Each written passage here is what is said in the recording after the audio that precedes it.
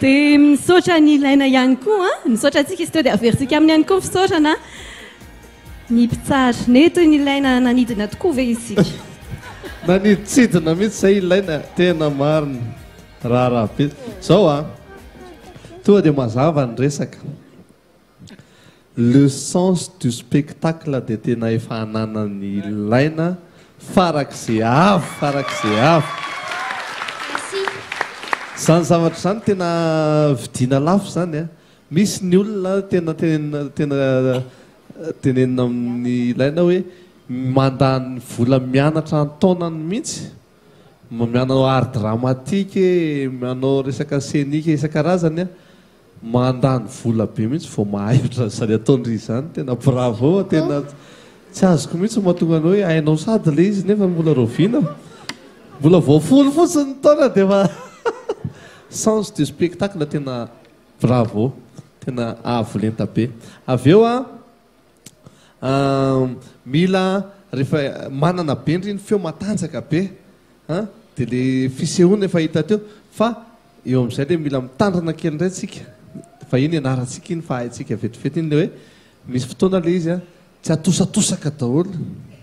fa misy fotoana somary tazotazomina kely indraindray zay le atao hoe asiana nuance le izy dia asiana hoe indraindray atosaka dia indraindray tazomina kely dia indraindray filafilaina kely dia indraindray etsetraetsetra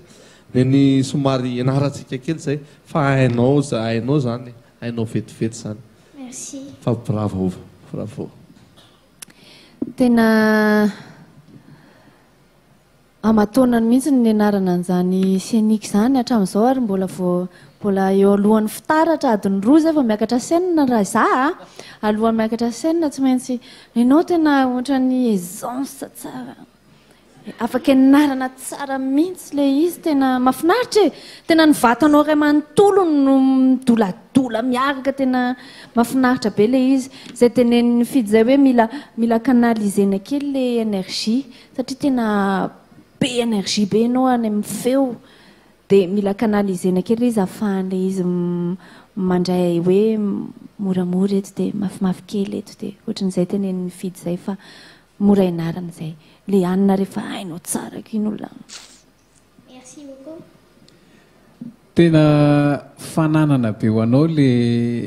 assurance satria na ianao vao miakatra fotsiny ary dia fa amboarinao zay hoe tena hoe jere voako fa hanao zavatra dia tonga dia zay rehetra tonga dia alefaso ary io jerenay dia tena alefanao tokoa le izy tsara be misy le scénique mahafinaritra be fa le izy fotsiny indraindray raha vao varinany amin'le scénique dia misy latsaka kely ny sasany iny kotranao ataontsika iny rehefa aorianao fa tsy atahorana dia eo amin'le fomba famoahana feo misy hoahitsitsika kely fa efa tsara le izy sotra dia misaotra ny ilaina merci